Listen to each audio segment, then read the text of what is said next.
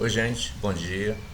Hoje, né, quinta-feira, 5 de janeiro de 2023, e eu vou falar aqui rapidinho com vocês sobre questões muito importantes que são sobre os registros de telhados, né, com sistema fotovoltaico que tem caído pelo Brasil afora. E isso é muito importante para a gente porque a gente precisa estar alertando, né, nossos consumidores e as nossas empresas integradoras sobre o cuidado, né, de fazer uma instalação solar fotovoltaica e ter, né, sempre atenção com relação à parte da estrutura, né, da parte civil do projeto para poder evitar esse tipo de risco. Então nós vamos passar aqui rapidinho nesse plantão 24 horas do Geração Distribuída essas informações para que nossos interessados, né, são as empresas, né, são os consumidores empresariais, os consumidores residenciais e rurais, para que procure as empresas, né, que é o importante para você fazer uma instalação segura que tenha aí menos risco. É necessário alertar o consumidor para que busque empresas idôneas que trabalhem com qualidade e responsabilidade. Segundo nossa visão, instalar um sistema solar fotovoltaico sem qualquer preocupação com a análise prévia das condições do telhado é crime de responsabilidade. É crime porque pode colocar em risco o patrimônio e as vidas das pessoas. Oi, gente, bom dia. Eu sou Roberto Cláudio Mudeira, sócio proprietário da Porto Mix Solar, parceria aí com a Clean Energia, e acabaram de ver aí, né, alguns acidentes aí, queda de telhado, enfim. Nós estamos tratando de projetos, né, de sistema solar fotovoltaico que tem que ter muita engenharia envolvida e não pode ser feito assim a meia boca. E as nossas empresas estão aí para poder formalizar e fazer projetos realmente que tragam segurança tanto para o investidor como para as pessoas que estão aí, às vezes, né, sob um teto, sob um telhado, e pode correr risco também de vida. Eu vou fazer aqui rapidinho uma apresentação sobre a questão de teto, né, da instalação solar fotovoltaica de posto de gasolina, para poder a gente ter aqui mais ou menos uma ideia, tá ok? Vamos lá rapidinho, vou deixar isso aí para poder participar com todos aí do grupo de energia solar fotovoltaica. Vamos lá. O posto de gasolina, né, esse último aí que a gente fez, que a gente mostrou, né, localizado na região central do Baixo Guandu, lá em Espírito Santo, esse foi um acidente, né, que mostra aí bem claro, né, na reprodução aí da imagem. O sistema possuía desabou, né, de uma forma que ele teve a queda assim à frente, né? Segundo testemunha, no momento da queda estava chovendo forte, né? E o local do estabelecimento, situado na Avenida Carlos de Medeiros, lá na região de Espírito Santo, no município, né, de Carlos de Medeiros, não houve vítimas, graças a Deus. As causas do acidente ainda não foram divulgadas, mas, segundo alguns especialistas, a hipótese é: não houve um estudo ou um reforço estrutural adequado que, né, garantisse, né, que a estrutura, né, do posto suportasse o peso dos painéis, que cada painel tem um peso. Ele tem em torno aí de entre 15 e 22 quilos, e isso gera um peso conforme a quantidade de motos sendo instalados. Deve-se averiguar, né, se foi feito o laudo estrutural, que é regra, né, na hora que você vai fazer um projeto solar fotovoltaico. Você tem que ter um engenheiro civil para poder fazer a análise da estrutura. Caso isso tenha sido feito, se foi apontado reforço à estrutura e se este foi realizado adequadamente. Fonte, né, ouvida lá naquela região, né, diz que foi ao local, né, do desabamento e comentou que possivelmente houve um erro na instalação. As placas estão, né, na frente da estrutura, que seria uma viga, né, de balanço. Né. O posto não tem estrutura tem que ter feito um reforço para colocar os módulos, né, reforçar a estrutura até porque essa área, né, de onde ficam as bombas, ele geralmente não trabalha com uma estrutura para peso, porque fica ali só aquela parte da região das bombas, não é nada colocado em cima. Geralmente o posto não tem estrutura, tem que ser feito um reforço para colocar os módulos.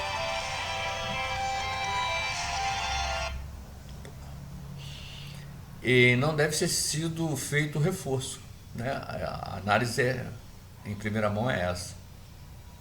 E também colocaram ele muito para frente, né? Se tivesse tentado balancear, né, contrabalancear o peso, dividir os módulos, as strings, para poder ficar, né, mais distribuído na área, de repente não aconteceria. Jogando lá mais pelo meio da coluna, enfim. Foram tirar o sombreamento da área do telhado do vizinho, né, que o sombreamento atrapalha na produção da energia nos módulos solares. Automaticamente não tinha um responsável, um engenheiro elétrico ou um engenheiro que tenha, né, a formação na parte da estrutura, na construção das strings, e colocaram dessa forma. Um peso na estrutura com a chuva, a captação de água na calha, né, automaticamente forçou totalmente o peso para frente e jogou abaixo aí esse telhado aí.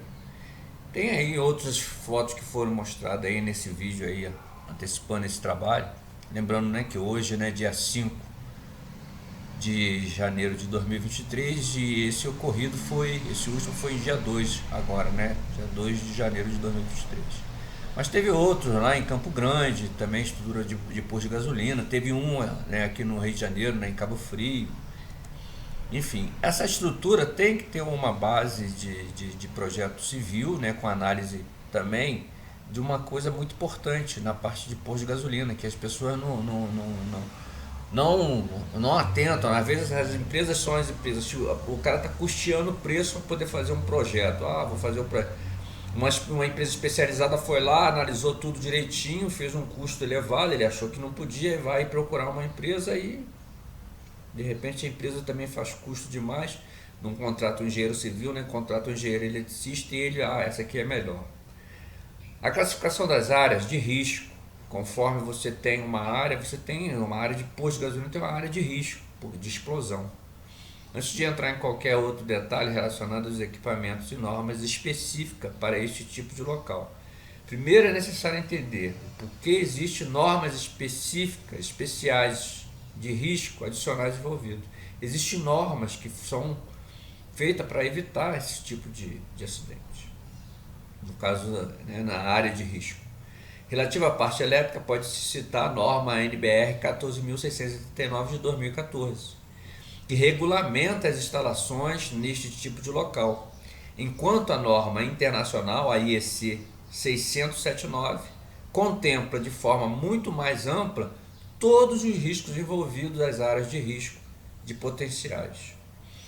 Seja posto de combustível, seja indústria de química, enfim, essa norma, né, a IEC 679 é a mais completa, e a nossa aqui é a NBR 14.639 de 2014. Assim, a norma classifica a área de instalação da seguinte forma: dependendo do risco, né, envolvidos, a área classificada são classificadas de duas formas: área classificada e área não classificada. Conhecer cada um desses ambientes é fundamental para saber qual tipo de risco envolvido e quais tipos de medidas de prevenção devem ser tomadas. Eu lembro que um treinamento que eu fiz quando eu estava fazendo um curso de elétrica no Senai, e nós fizemos um teste sobre questão de incêndio, né, que tem a NR10, né, que é no caso das instalações, e o risco de acidente. E tivemos algumas ocorrências mínimas com relação, mas existem outras, né, maiores, como o caso dessas áreas que são classificadas como de risco de explosivo, né, que todo material elétrico tem que ser de acordo com aquela área. A área classificada, né, no caso, é a área que tem o risco de explosão, a área na qual uma atmosfera explosiva existe, estar presente, ou pode estar presente em quantidades tais que requeram precauções especiais para o projeto. Fabricação, instalação, utilização, inspeção e manutenção de equipamentos elétricos. Isso é fundamental nessas áreas classificadas. E as áreas não classificadas de risco explosivo, né? A área na qual não é prevista a presença de nenhuma atmosfera explosiva em quantidade tal que requeira precauções especiais para o projeto. Fabricação, instalação, utilização de equipamentos elétricos, enfim, tudo isso. Então fica aí a dica. São duas áreas, né? A área classificada é a área que envolve o risco explosivo e a área não classificada, que não há grande risco de explosão. E dentro da área classificada, né, como risco explosivo, temos outras classificações, que são as zonas 0, 1 e 2, de acordo com a frequência em que líquidos inflamáveis estejam presentes no local. A zona 0 é a área na qual uma atmosfera explosiva de gás ou vapor está presente continuamente, por longos períodos ou frequentemente. A zona 1, a área na qual uma atmosfera explosiva de gás ou vapor pode estar presente, eventualmente, em condições normais de operação. E a zona 2 é a área na qual não espera que uma atmosfera explosiva de gás ou vapor ocorra em operação normal, porém, se ocorrer, permanece somente por curto período de tempo.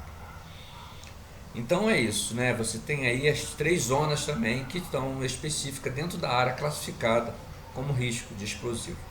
No primeiro momento, constata-se que os módulos fotovoltaicos instalados na cobertura de posto de combustível estão em uma área não classificada, pois apesar de estarem na área de bombas, estão em uma altura elevada, né, comparada a elas. Mas, vamos lá, essa que é a questão. Tá, tudo bem, os módulos estão lá em cima. Tá, e os inversores? E o trajeto do cabeamento? Os cabos que são necessários para poder ligar, né, a corrente contínua, né, dos módulos até o inversor para transformar em corrente alternada. Foi analisado se os dutos que protegem os cabos em algum trecho está contido em uma área classificada, que também tem isso. Os dutos de parte elétrica na área classificada e os dutos na área não classificada são diferentes. E o trabalho com altas tensões em corrente contínua em um local classificado. Os módulos eles trabalham em corrente contínua e existe ali risco nessa, né, de arco voltaico e outras questões com relação à faísca e à fagulha. As ferramentas de trabalho são próprias para isso. Qualquer faísca em local inapropriado pode ocasionar um acidente de grandes proporções. Os materiais elétricos para áreas classificadas, apenas exemplificando a citação. Em locais não classificados é possível a utilização de dutos plásticos na áreas não classificadas, dutos plásticos flexíveis ou rígidos, comuns em instalações elétricas, na área não classificada.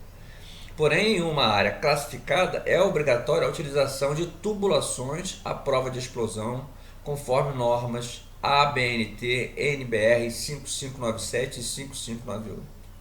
Além de unidades seladoras para evitar a passagem de líquidos, gases ou vapores inflamáveis para uma área não classificada. Estes eletrodutos e unidades selantes devem ser instalados respeitando a norma internacional IEC 679 de 2014. Essa é a que abrange toda essa parte de área não classificada. Ainda, as instalações de caixas de passagem, tomadas, monitoramento do inversor, né, pode demandar também materiais que sejam anti-explosivos. Presença de cabos demais, itens utilizados devem atender o disposto nessas normas aplicáveis nessas áreas classificadas. A ferramentaria e a roupa adequada também devem ser consideradas ao executar uma obra dentro desses locais. Todos estes materiais próprios para a instalação em áreas classificadas possuem um custo, É isso que faz com que as empresas fiquem diferenciadas uma das outras. O custo, elevando comparado os materiais para as áreas comuns essenciais para uma correta e segura instalação. Mas o problema não está na empresa às vezes, o problema está no consumidor, no empreendedor, na empresa que está contratando o serviço. Por custear demais e não conhecer das normas técnicas e as exigências no caso eventual de um acidente, que vai ser analisado por um perito e vai estar lá constatando que não houve, que houve negligência da parte de quem contratou e da empresa que instalou. Por quê? Se existe uma norma regulamentar que é para ser seguida e ela não foi, automaticamente, porque quem contratou o serviço da empresa custeou demais e não observou o detalhe. Trabalhando com altas tensões e corrente contínua, as instalações fotovoltaicas, na sua grande maioria no Brasil, utilizam inversores strings, onde uma grande quantidade de módulos são interligados em série, este levando até o inversor. É o caso dessa queda aí, são vários módulos, tudo é ligado em strings. Automaticamente ele só tem um inversor único numa localidade, aonde você tem aí um risco maior. Que aqui fica a dica para quem é uma empresa idônea como a nossa, que trabalha, né, com consultoria, trabalha com engenheiros, trabalha com engenharia civil. Aqui está uma dica, no caso daí poderia estar utilizando microinversores, já que faz com que os módulos, né, ali façam automaticamente a conversão, né, de corrente contínua para corrente alternada. Qualquer falha de isolação para iniciar um arco elétrico, como pode ser visto, né, existem vídeos aí mostrando como é que funciona o arco elétrico num sistema de corrente contínua, que é difícil extinguir, né, aquela chama. Soma-se a isso uma área com grande quantidade de materiais altamente inflamáveis, óleos, combustíveis, gases, GNV, enfim, várias coisas. O risco de um acidente de grandes proporções aumenta consideravelmente. E a solução para esses riscos, né, são, né, para que você não utilize muito cabeamento, né, são os microinversores, né, no caso, né, se você for fazer uma instalação em um posto de gasolina, lembrando que precisa de uma engenharia civil para poder fazer com que a estrutura, né, suporte o peso dos módulos. A otimização da tecnologia dos microinversores, né, sim, diminui o risco, né, diminui o risco de explosões. Pode citar também, né, as vantagens desse tipo de equipamento, que são, né, trabalhando com tensão menor, né? Conversão de corrente contínua para corrente alternada. Fundamental e importante também é realizar uma criteriosa análise estrutural do telhado, cobertura do posto de combustível, pois quando construído não é previsto um peso extra de aproximadamente 15 kg por metro quadrado, que é o caso módulo fotovoltaico por metro quadrado, sobre eles, distribuído uniformemente. Estão presenciando aí diversos acidentes devido a essas negligências com relação aos telhados onde serão instalados os módulos. Então é isso, a gente precisa estar atento a isso e a gente, né, vê esses casos, a gente que está no setor, eu, por exemplo, eu estou estudando isso há bastante tempo, eu economizo até naquela situação de ficar insistindo, né, que o cliente ele é assim, eu passo o meu orçamento com toda a minha estrutura, com engenheiro civil, com engenheiro elétrico, com as equipes, né, que já estão inteirada em outros projetos que já fizeram, né, com experiência, né, na casa de instalação, seja em telhado colonial, seja em laje, seja em solo. Então esse é o tipo de experiência que eu trago comigo, de contratar essas experiências e essas empresas parceiras. No caso a Clean, que é a nossa parceira. Enfim, isso tudo faz com que a gente, né, nós que estamos no setor, eu mais focado com o mercado livre de energia, que é a negociação que eu pretendo fazer, e a parte de regulação. Mas, enfim, a gente precisa trabalhar e precisa ganhar nosso dinheiro, a gente envolve tudo isso porque a gente está no setor. Levantar, né, os riscos envolvidos sem detalhar tem que detalhar, né, no caso, as complicações, os riscos que podem ser eventualmente, né, acontecer num projeto.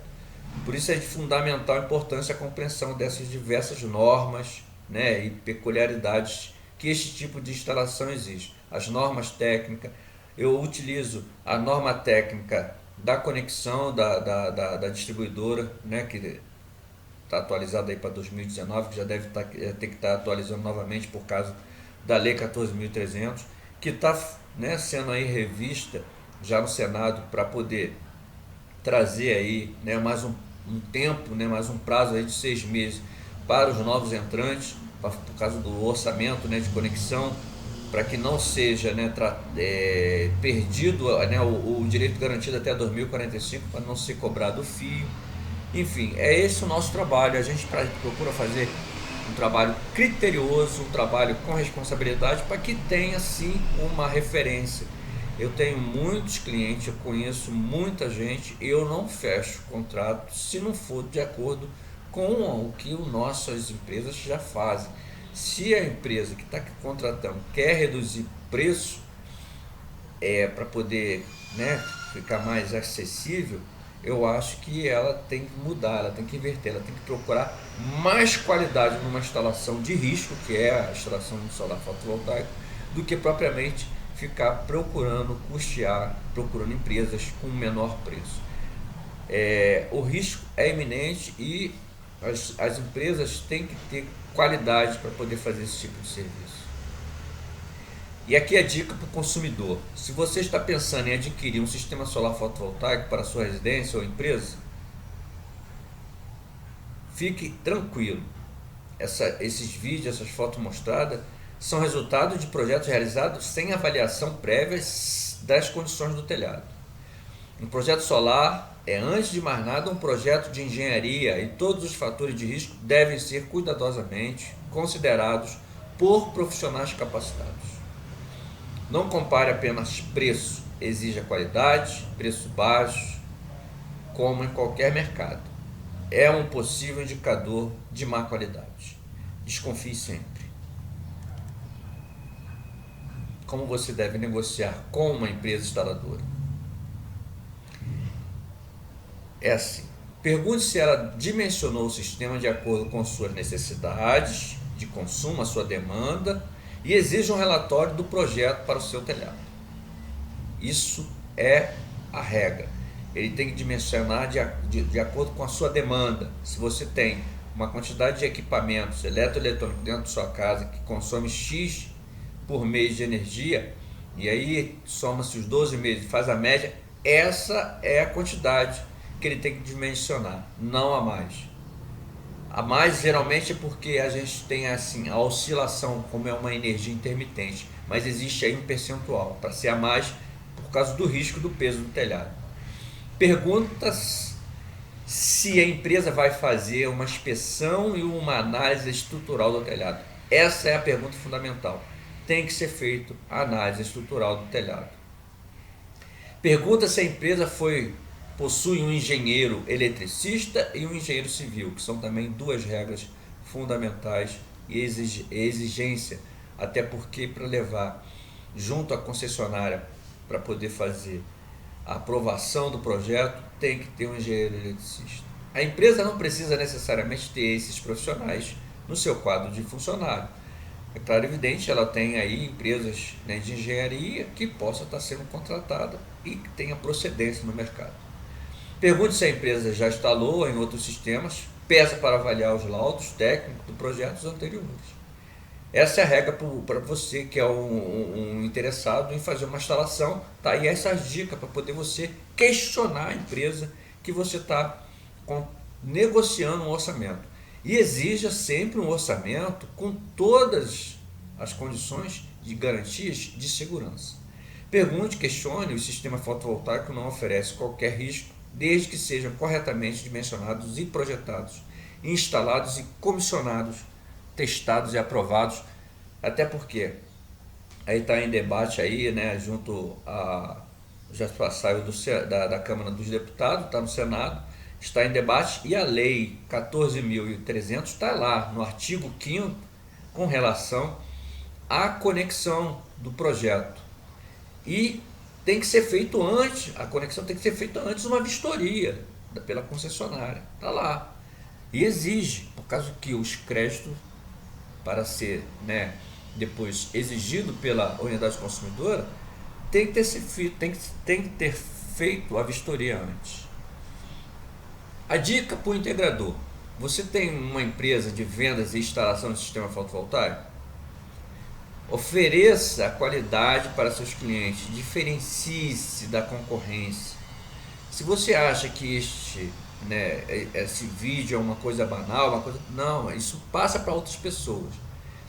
E essas questões dos telhados, né, essas quedas prejudicar a imagem do mercado solar, pense no estrago que já foi feito pela propaganda negativa boca a boca pela mídia maior. Se as empresas não estão trabalhando com uma qualidade, não estão botando qualidade nos seus projetos feitos. Eu estava uma vez, no início, né, fazendo trabalho de integrador, começo de baixo, instalação e tal, começando a fazer um trabalho de integração de integrador para Bluesol, né, e depois para a Almax. Duas empresas aí de referência no mercado, são ótimas. E o meu curso pela Solarize, que é uma empresa também de reconhecimento grandioso no mercado. E fui fazer aí um trabalho de integrador. E o meu projeto ficou com uma unidade consumidora, que era uma sorveteria lá em Niterói, ficou em torno de, se eu não me lembro, R$42 mil, mas com tudo especificado: engenharia civil, engenheiro elétrico, enfim, uma empresa que eu contratei para poder fazer o projeto para mim, de acordo com a demanda daquela sorveteria. Ele me passou todos os valores direitinho, né, de quantos funcionários, mostrei o telhado, as fotos, fui lá, tirei. Eu fiz esse trabalho todo e depois passei para os engenheiros. Enfim, ele conseguiu, a minha tinha dado R$42 mil, ele conseguiu por 26 e me esfregando a cara. Eu falei, vou fazer o que, né? Então, aí as empresas, enfim, o projeto que ele dimensionou, que a empresa dimensionou para ele, não atende a demanda dele, daqueles freezes todo ligado. Volta e meia ele liga pra gente e fala que, pô, Roberto, tem como fazer? Não, eu não mexo. O projeto que você fez tem um contrato, a gente não trabalha assim dessa forma. O que acontece? Quando chega no período de aumento de consumo dos freezes, porque esquentou, alguns meses anteriores que não teve uma intermitência, né, um sol suficiente para produzir a energia para atender aquela demanda, ele ficou com conta altíssima, porque os freezes ficam ligados. Então, eu não vou entrar no mérito. Você e sua empresa possuem capacidade técnica, né, engenharia para este nível de instalação? Analisou todos os riscos envolvidos? Ou acredita que um orçamento baseado em tabelas pré-definidas é suficiente para estimar os seus custos? Então, a empresa integradora tem que ter também um perfil, tem que ter aí tem aí empresas de referência, tem a empresa Bluesol, tem a Almax, tem a Solarize, enfim, você tem um parâmetro. Trabalhar igual não custa nada. Aí a concorrência fica o quê? Na qualidade daquele que sabe argumentar, que sabe fazer a negociação e que sabe mostrar para o cliente, né, que o produto dele é melhor e que ele vai dar aí depois um pós-venda de excelente qualidade. Por isso que a gente trabalha com os melhores. Nossos parceiros são, né, em termos de estrutura, a SSM, né, Solar do Brasil, aí, uma empresa fortíssima com estrutura. Enfim, eu não vou ficar aqui colocando merchan, né, até porque eu sou assim, eu só fico trabalhando de acordo com aqueles que estão, né, trabalhando correto. E eu bato palma, eu mostro, mas eu não vou fazer merchan toda hora para eles não, porque eles não batem palma para mim toda vez. Tô brincando, são gente boa, gosto de todos eles. E as outras normas são muito importantes. A NBR IEC 679, né, 14 de 2018, né? Armazenamento de líquidos inflamáveis e combustíveis, posto revendedor veicular e posto de abastecimento, instalações elétricas. A NBR 5410, que essa todo mundo conhece, né, que são as instalações elétricas em baixa tensão, em BT. A NBR 5419 de 2015, proteção contra descargas atmosféricas, fundamental nesse acidente que mostrado aí com relação ao gado, que é também muito triste não ter um SPDA lá para poder evitar esse risco, né, o próprio dos animais, lá, a morte. A NBR 5597, a NBR 5598, né, eletrodutos de aço, carbono com revestimento protetor. Normas regulamentares NR06, NR10, NR20, NR35, né? NBR 16690, que é a fundamental nossa, né? São as instalações elétricas e arranjos fotovoltaicos e requisitos dos projetos.